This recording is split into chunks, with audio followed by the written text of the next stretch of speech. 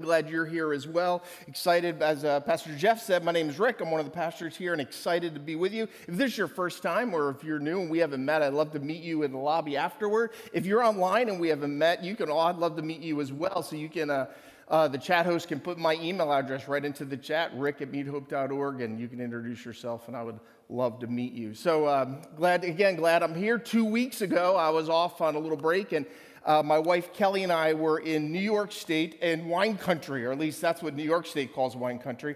And while we were there, we went to an Amish farmer's market. And this wasn't just any farm market. This was an enormous statewide kind of place. And a whole farm field, acres of property were dedicated to this space, and buildings upon buildings. And we were there sampling apples and fruits and vegetables, and there was one whole barn dedicated to farmers bringing in all their local fruits and vegetables, and there was beef jerky, sections of beef jerky, which I had to be dragged out of there.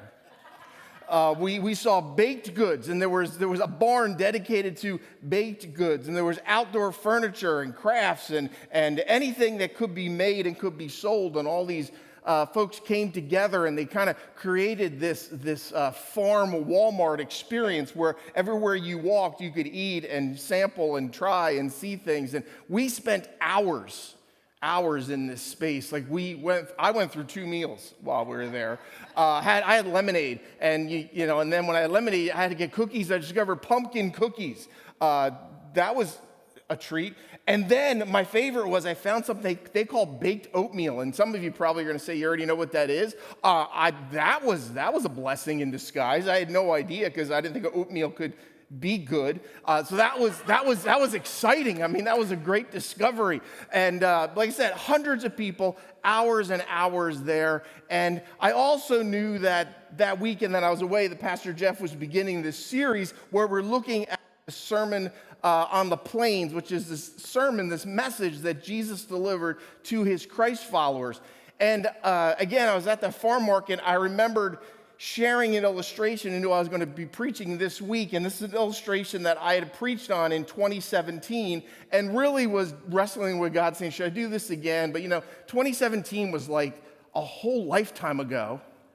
And we've been through so much that I was like, I'm okay with sharing it again. So for some of you, you may have seen me do this, but others, this is the first time. And I wanted to share it with you before we read the scripture because it connects so well to what Jesus was talking about. And so in the first century market, which again will be set up kind of like if you were to go to a farmer's market where all the farmers would be gathered together in a collective and they'd be selling their product. And if you went up to a merchant and you wanted to buy a certain amount of beans or seeds, you'd bring a container and you'd say, I want to buy this amount of your product. And then there'd be a negotiation to determine the price of how much it would cost to buy that much of a product. And then because I am the owner of more of that product and I have a larger container, then I would then pour into this container. I practice this at home. And then at about 3/4 full, an honest merchant would stop and shake it down and then would continue to pour. And then the most honest merchants would also press it down to get as much in the container as possible so that it would run over. And then that would be the product that I would purchase. So Jesus, so the simple takeaway is that you get what you pay for. And so in this series that we're calling The New Normal, Jesus is describing to his followers a new way to live, a kingdom ethic, a way to create healthy community that becomes infectious and spreads to people around us. So that the healthy way of living here on this earth is communicated and spread to the world around us to build a kingdom or a culture of health. So we're in the middle of this sermon that Jesus gives, and he tells his followers this. It's on the screen. Do not judge others, and you will not be judged. Do not condemn others, or it will all come back against you. Forgive others, and you will be forgiven. Give, and you will receive. Your gift will return in full, pressed down and shaken to make room for more, and running over,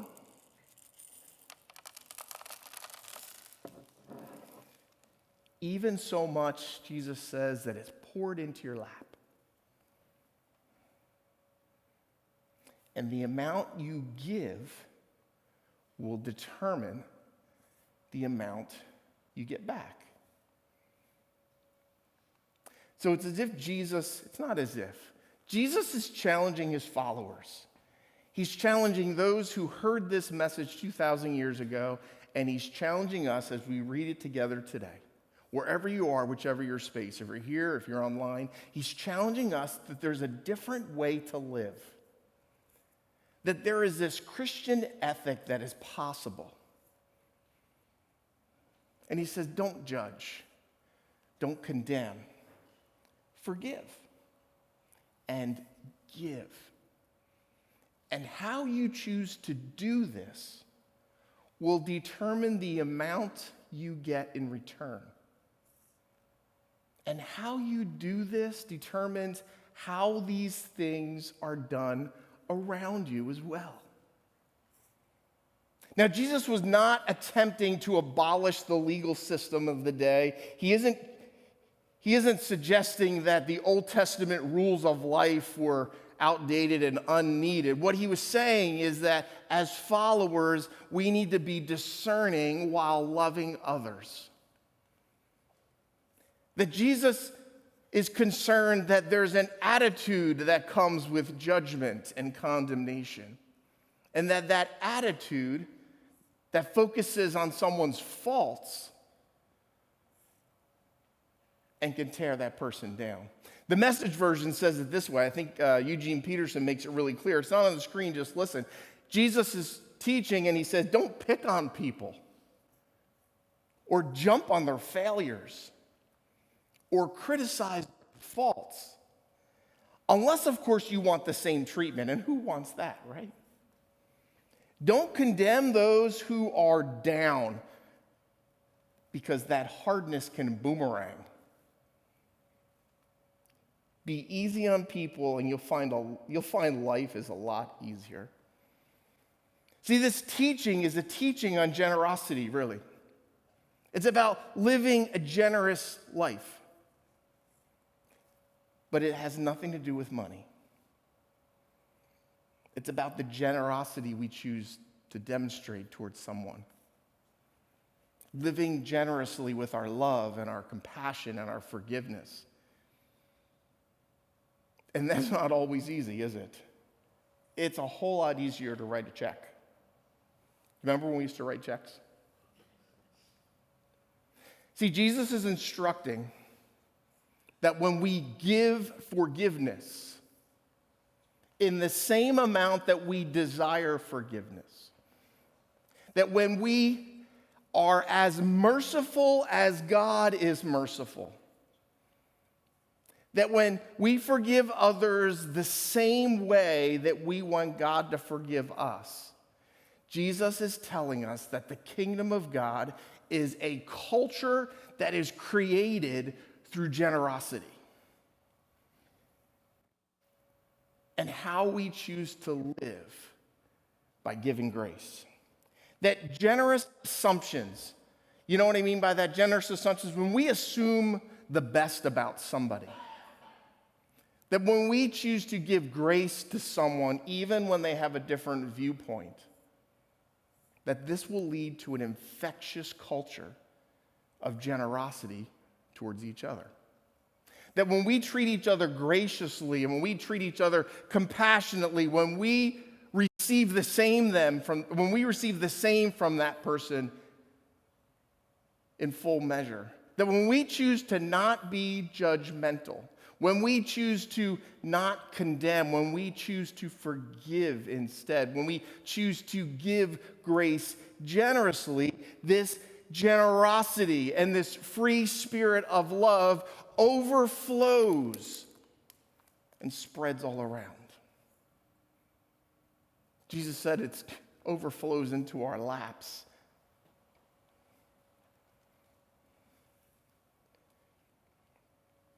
I've got 3 comments about this. It's a really good teaching. Jesus knows what he's talking about. The first is that this is contrary and opposite to our world. And you all already knew that. As I was reading it, you were saying, it seems out of place, doesn't it? Our culture forces us to the edges of opinion. And our social media is a place for us to express our contrary and opposing views. And then we choose to friend or follow people who have similar views as we do. And so we end up in this vacuum of one side of a view, moving us further and further to the edges of these opinions. But Jesus suggests a new normal. He recommends an outrageous way to live. He challenges us to push back and move toward each other, and to see the other person first as a person, not as a viewpoint or an opinion. To offer generous assumptions about the other person, where forgiveness is given, where forgiveness can be found, where grace is offered. And Jesus tells us we're going to get what we pay for when we do that. That when we give generously, when we choose to have a culture around us where we are giving grace, where we're creating a gracious atmosphere, he says you'll get that in return. But that's contrary to our world, and I get that. My second comment on this is to echo what Pastor Jeff said last week when he was talking about loving enemies. We read that and we think, this is hard. This is impossible. This is impractical.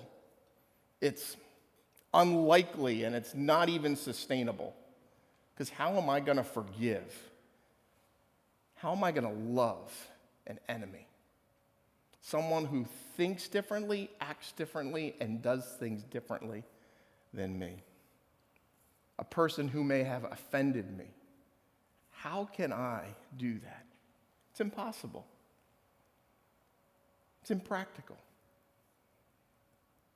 And I would echo what Pastor Jeff said last week, that while it is impossible on our own, it is possible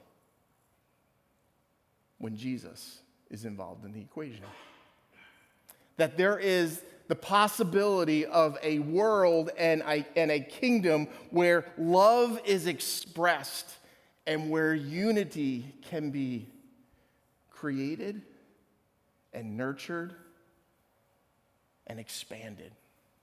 That there is a way to live where grace is generously given and received, but it only is possible through Jesus doing a work in my heart and in my life. An ongoing work in my heart and in my life. That when God through Jesus is working in my life and working in your life, we can create a new normal. I understand that this response is odd. I understand that this response seems impossible. I'll be honest with you. I know that when I go home today, I can't drive to my home without judging another driver. I'm sure of it. I'm sure that someone will do something in the 8 miles I have to drive from this place to my home, that I will be offended by something a driver does. And I will judge them. I understand that you may feel that this won't work in your workplace, that it's dog eat dog, and I know what that means, because that seems really weird, dog eating dog, but that's the world that I've heard that you live in. I understand that it seems as if this won't work in the 21st century. I want you to know that this was just as contrary in the first century. That this was just as much an impossibility 2,000 years ago. Now, you know that Jesus, when he gathered his disciples, there were 12 that were highlighted in the scriptures, and those 12 included someone named Matthew. Now, Matthew was a tax collector. A tax collector he was Jewish, and he chose to make a contract with the Roman government. The Roman government that was oppressing the Jews, he made a contract with them. He agreed to collect money from his own people and give it to the enemy. And they were known as notorious thieves and liars. So they would tell you that the government says you owe this amount, and they would take a cut off the top and then send the rest to the Roman government. They were considered traitors. Matthew was a disciple of Jesus, a tax collector. There's another disciple named Simon, not Simon Peter. This Simon was called Simon the Zealot. Now, a zealot was someone who was opposed to the Roman government, so much so that they focused on revolution. And their desire was to seek a Messiah who would overthrow Rome. And they were sworn to assassinate traitors. So for 3 years, around the dinner table, there was Matthew, the former tax collector and traitor, and Simon the Zealot. Can you imagine the political conversations that took place at the table? Can you imagine the difference of opinion these two had?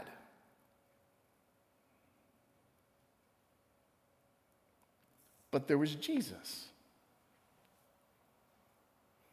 And Jesus had done a work and was doing a work in Matthew's life, that he was no longer living a traitorous lifestyle against his own people. And Simon, the former zealot, was now, instead of focusing on revolution of a military sort, was focused on having his heart and life revolving around Jesus. And the two of them lived together because they loved Jesus. The most diverse and divergent types of people can live at peace when Jesus is part of the equation.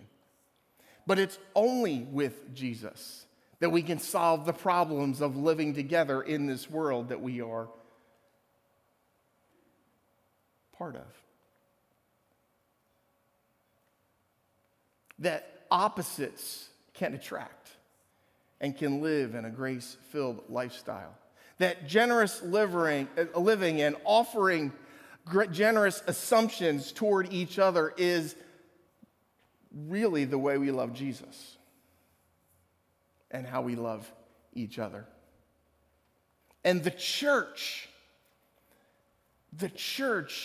is, we're demonstrators of a kingdom possibility.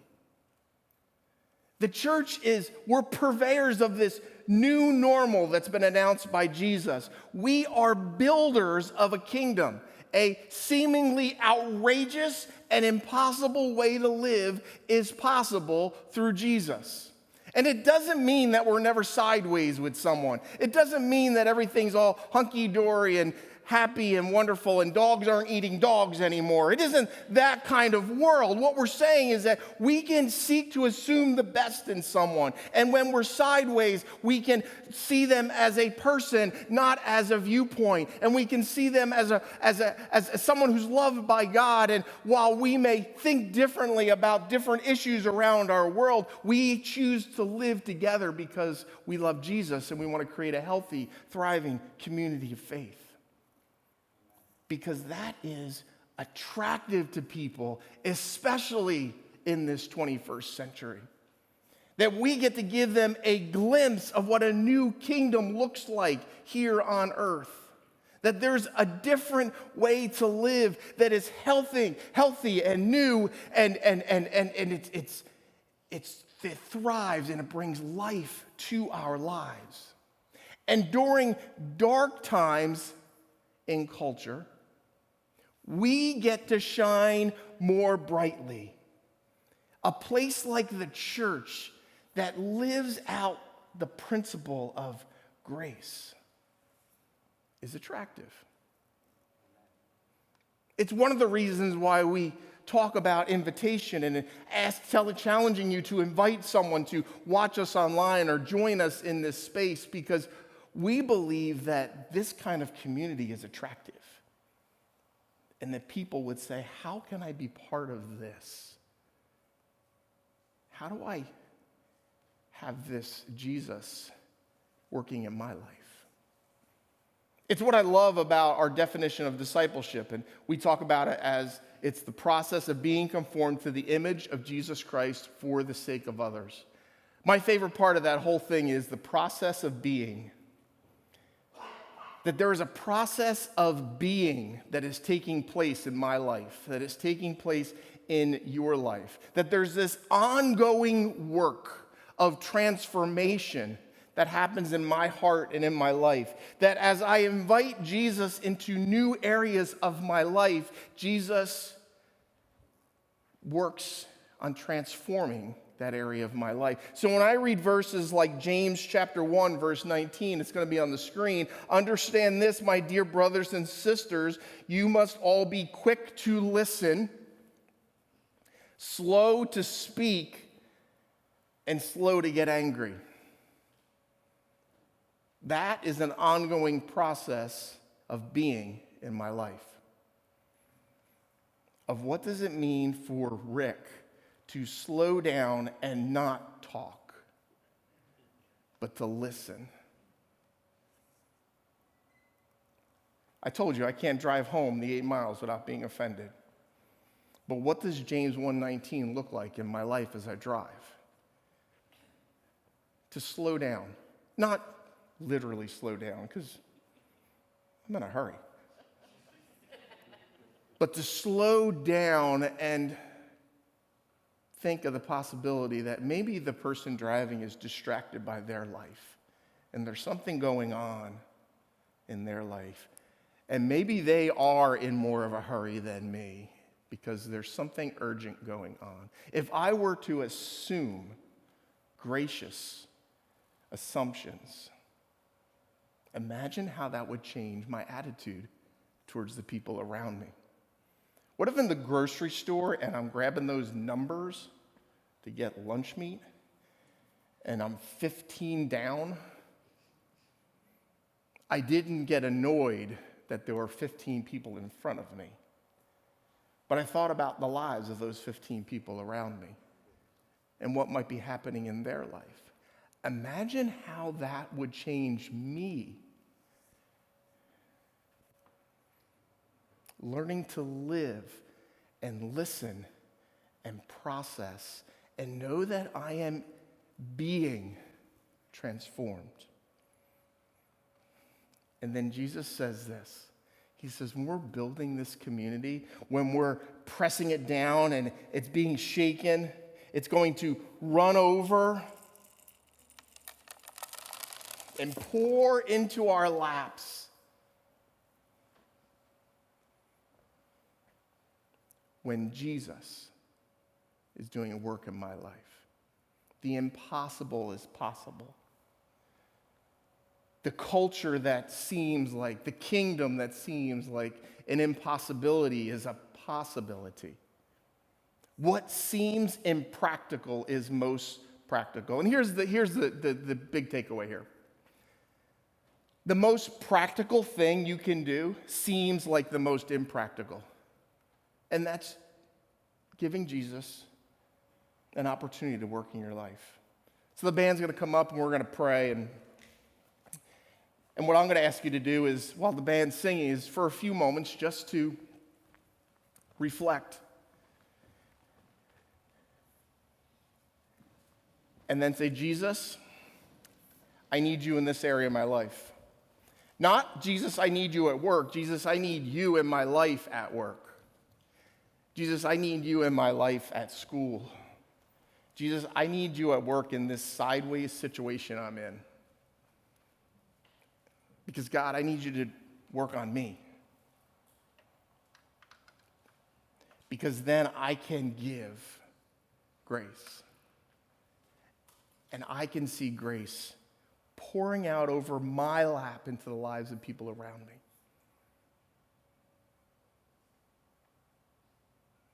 And the kingdom is possible. And what seems impossible is possible.